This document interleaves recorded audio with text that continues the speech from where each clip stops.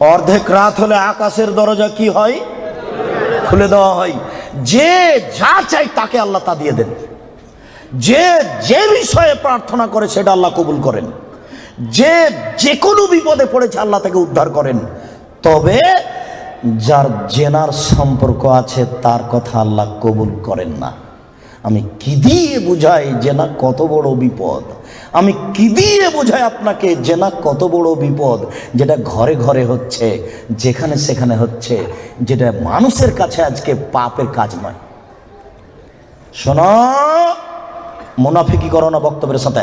এই ছেলে, তোমাকে আমি কঠিন ভাবে বলে যাচ্ছি, তুমি বক্তব্যের সাথে মুনাফিকি করো না। এখান থেকে উঠার আগে মোবাইলে যত মেয়ের নাম্বার আছে তুমি কেটে দিয়ে উঠবা। জিন্দগিতে কোনোদিন কোনো মেয়ের সাথে গল্প করো না। তোমার সাথে এ অংশে আমার জরুরি কথা আছে, তুমি একটু ধৈর্য ধারণ করো, একটু সামান্য একটু থামো। তোমার সাথে আমার আরো জরুরি কয়েকটি কথা আছে। মুহাম্মদ সাল্লাল্লাহু আলাইহি সাল্লাম বলেন, আমি রাতে ঘুমিয়েছিলাম, জিবরাইল আমার ডান হাত ধরলেন, মেকাইল আমার বাম হাত ধরলেন, ধরে আমাকে নিয়ে চলে যাচ্ছেন। যেতে যেতে দেখি অনেক মানুষ আসাদু সাইনতে খাফান, ফুলে ফেঁপে বিশাল বিশাল আকৃতি ধারণ করে আছে। 50 হাত 100 হাত উঁচু উঁচু হয়ে আছে। ওয়ান্তানাহু রিহান, দুর্গন্ধে টিকা যায় না, এত গন্ধ। কান্নাহুল মারাহিজ, মনে হচ্ছে যেন তারা গ্রামের টয়লেট, মনে হচ্ছে যেন তারা গণশৌচাগার, মনে হচ্ছে যেন তারা গ্রামের টয়লেট, মনে হচ্ছে যেন তারা গ্রামের শৌচাগার। যেই শৌচাগার টয়লেট পরিষ্কার করা হয় না, গণশৌচাগার, গন্ধে টিকা যায় না, বিশাল বিশাল রূপ ধারণ করে আছে। আমি বললাম, জিবরাইল মানা হলাই, এ কি, এরা কে? জিবরাইল, এরা কারা? ছি ছি ছি ছি, এরা কারা? এতক্ষণে গন্ধ, এতক্ষণে ফুলে আছে। তখন জিবরাইল বললেন, অহমদ জোনাতা জাওয়ানি, এরা হলো ব্যভিচার, ব্যভিচারনি। বলো যুবক, মোটা মোটা হ্যাঁ ফুলে আছে, খুব গন্ধ, এরা কারা? ব্যভিচার, ব্যভিচারনি। তুমি সাবধান থাকো, তুমি একটু অপেক্ষা করো।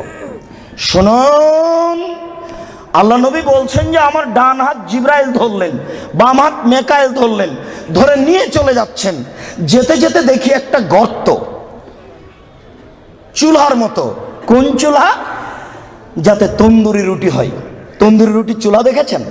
ভিতরে রুটি দিয়ে সিদ্ধ হলে বের করে নেওয়া হয়, এরকম চুলা। নার, তার ভিতরে দেখি ধাঁধা ধাঁধা ধাঁধা করে আগুন জ্বলছে। ভাইজা ইরতাফাও তিরতাফাও, আগুন যখন জোরে জ্বলে উঠছে তখন ওর ভিতরে যা কিছু আছে সব উপরে চলে যাচ্ছে।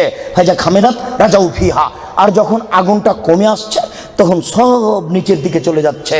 ফিহারে জালুন অনিসাউন ওরাতন, তাতে দেখি পুরুষ এবং নারী জমা ধরে আছে উলঙ্গ অবস্থায়, পরনে কাপড় নেই কারো, এভাবে জমা ধরে আছে উলঙ্গ অবস্থায়। আগুন যখন জোরে জ্বলে উঠছে দাদা দাদা দাদা করে উপরে চলে যাচ্ছে, আবার যখন আগুন কমে যাচ্ছে তখন নিচের দিকে চলে যাচ্ছে। আর উপরে উঠলে মনে হচ্ছে যেন বের হয়ে পড়ে যাবে। দেখে সেখানে পুরুষ এবং নারী উলঙ্গ অবস্থায় জ্বলছে। আমি বললাম, জিবরাইল মানাউলা, এরা কারা? তখন জিবরাইল বললেন, অহমদ জনাত, তারা হলো ব্যভিচার, ব্যভিচারনি। আল্লাহ নবী বলেছেন, যেসব মহিলারা জেনায় লিপ্ত হবে ওদের লজ্জায় স্থানের গন্ধে জাহান্নামীরা জাহান্নামে টিকতে পারবে না। যেসব মহিলারা জেনায় লিপ্ত হবে ওদের লজ্জায় স্থানের গন্ধে জাহান্নামীরা জাহান্নামে টিকতে পারবে না। যেসব মহিলারা জেনায় লিপ্ত হবে ওদের লজ্জায় স্থানের গন্ধে জাহান্নামীরা জাহান্নামে টিকতে পারবে না। মুহাম্মদ সাল্লাল্লাহু আলাইহি সাল্লাম বলেছেন। শুনুন সম্মানিত দিনী ভাই, আবু হুরায়রা রাদিয়াল্লাহু তাআলা আনহু বলেন, রাসূল সাল্লাল্লাহু আলাইহি সাল্লাম বলেছেন, আল বিকরু বিল বিকরি জিলদুমি ওয়া তাগরিবু সানা। অবিবাহিত ছেলে মেয়ে যদি জিনায় লিপ্ত হয় তাহলে তাকে 100 লাঠি পিটিয়ে এলাকা থেকে 1 বছরের জন্য তাড়িয়ে দিতে হবে। তিনি বলেন, আস-সাইবু বিস-সাইবু রাজম, বিবাহিত পুরুষ নারী যদি জেনায় লিপ্ত হয় তাহলে তাকে ইট ঢেল পাথর দিয়ে মেরে মেরে মেরে ফেলতে হবে। এদেশের লাখো ভাবিকে ইট ঢেল পাথর দিয়ে মেরে ফেলতে হবে যারা দেবরের সাথে জেনায় লিপ্ত হয়েছে। এদেশের লাখো দুলাভাইকে ইট ঢেল পাথর দিয়ে মেরে ফেলতে হবে যারা সেলিকার সাথে জেনায় লিপ্ত হয়েছে। এদেশের লাখো পুরুষকে ইট ঢেল পাথর দিয়ে মেরে ফেলতে হবে যাদের স্ত্রী থাকার পরেও অন্য নারীর সাথে জেনায় লিপ্ত হয়েছে। এদেশের লাখো নারী বেহায়া বেশরমা লজ্জাহীনা নারী যারা স্বামী বাড়িতে থাকার পরেও অন্য পুরুষের সামনে নিজের পরনের কাপড় খুলে উলঙ্গ অবস্থায় জেনায় লিপ্ত হয়। শুনুন, এদের ইট ঢেল পাথর দিয়ে মেরে মেরে মেরে ফেলতে হবে, এদের বাঁচার কোনো পথ নেই। রাসূল সাল্লাল্লাহু আলাইহি সাল্লাম বলেন, 3 শ্রেণীর মানুষকে হত্যা করতে হয়, তবে 2 শ্রেণীর মানুষের বাঁচার পথ আছে। মনে রাখুন, 3 শ্রেণীর মুসলমানকে হত্যা করতে হয়, 2 শ্রেণীর মানুষের বাঁচার পথ আছে, 1 শ্রেণীর মানুষের বাঁচার পথ নেই। এক, কেউ যদি বলে আমি কোরআন মানি না, তাহলে তাকে হত্যা করতে হবে। কেউ যদি বলে গাভীর দুধ হারাম, তাহলে তাকে হত্যা করতে হবে। কেউ যদি বলে মদ হালাল, তাহলে তাকে হত্যা করতে হবে। সরকারের পক্ষ থেকে গলায় ফাঁস দেওয়া হয়েছে, ফাঁস টান টান, তখন বলছে বলেছে আমার ভুল হয়েছে, আমি কথা ফিরিয়ে নিলাম, তাহলে তাকে আর ফাঁসি দিতে হবে না, নামিয়ে নিতে হবে, বেঁচে গেল। পাপ করেছিল হত্যার যোগ্য। আমি বুঝাতে পারলাম না মনে হয়। 2, কেউ যদি কাউকে হত্যা করে, তাহলে তাকে হত্যা করতে হবে, এর নাম কেসাস। এই ছেলে, তোমার দাদার বয়স 90 বছর, তাহাজ্জুদ পড়ে ফজরের টাইমে বের হচ্ছিল, মসজিদে নামাজ পড়তে যাবে।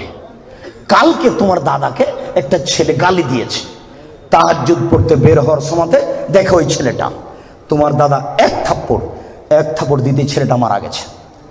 এখন তোমার দাদাকে কেসাস স্বরূপ ফাঁসি দিতে হবে সরকারের পক্ষ থেকে, তবে তোমার দাদার বাঁচার পথ আছে। ওই ছেলেটার বাপ মা যদি বলে আচ্ছা যাক আমাদের ছেলেকে মেরেছে আমরা মারবো না, তাহলে তোমার দাদা বেঁচে গেলেন। কথা কি বুঝাতে পেরেছি? 3, রাজুলুন জানা বাদা হেসানিন, কে যদি বিবাহ করার পরে জেনায় লিপ্ত হয়, তাহলে তাকে হত্যা করতে হবে, তার বাঁচার কোনো পথ নেই। কেউ যদি বিবাহ করার পরে জেনায় লিপ্ত হয়, তাহলে তাকে হত্যা করতে হবে, তার বাঁচার পথ নেই।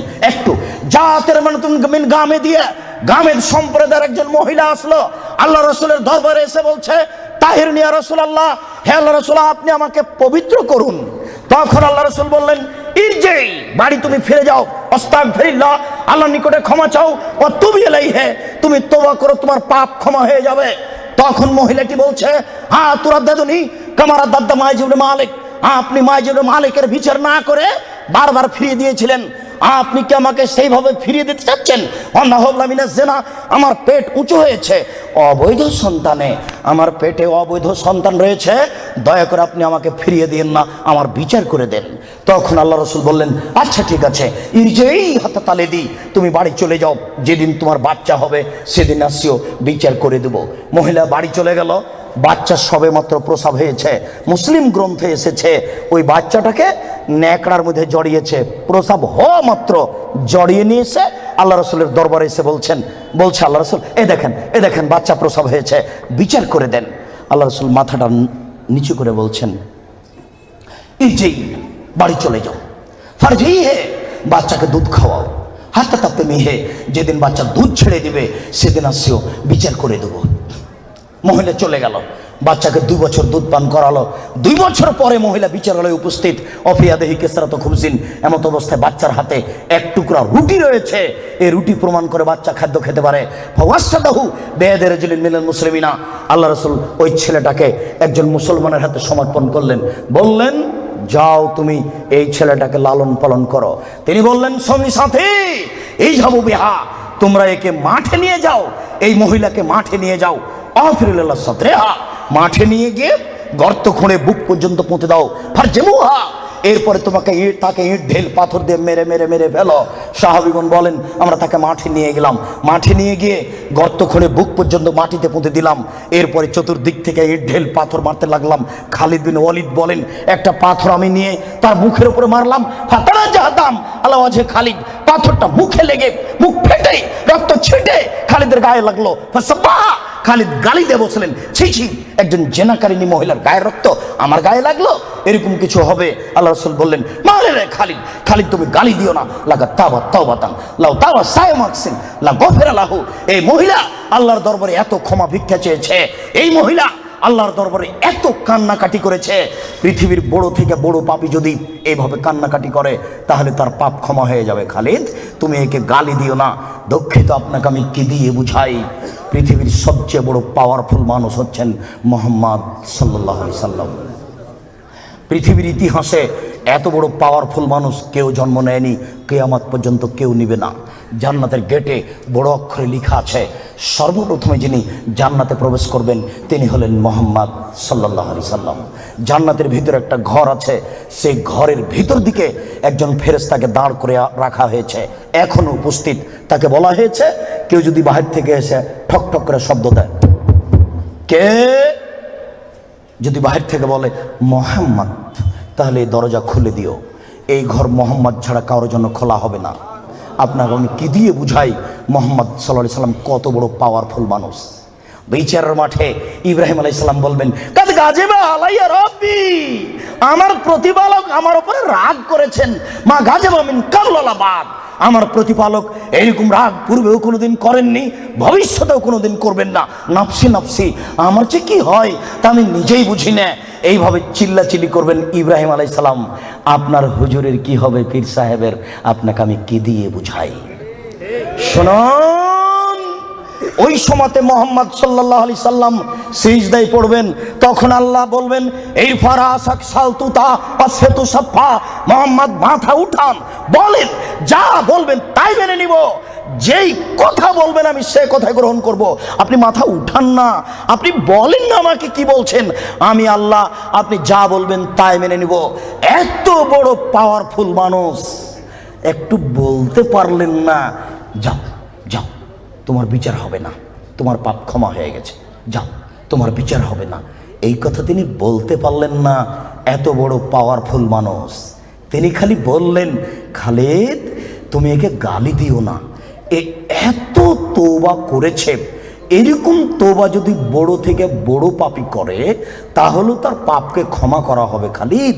তার মানে এর পাপ ক্ষমা হয়ে গেছে, তাই তো তিনি জানাজা করলেন, তাই তো তিনি কাফন দাফন করলেন। কিন্তু তিনি তাকে বলতে পারলেন না, যাও যাও তোমার বিচার হবে না, তোমার পাপ ক্ষমা হয়ে গেছে। পৃথিবীর সবচেয়ে বড় পাওয়ারফুল মানুষ এ কথা বলতে পারলেন না।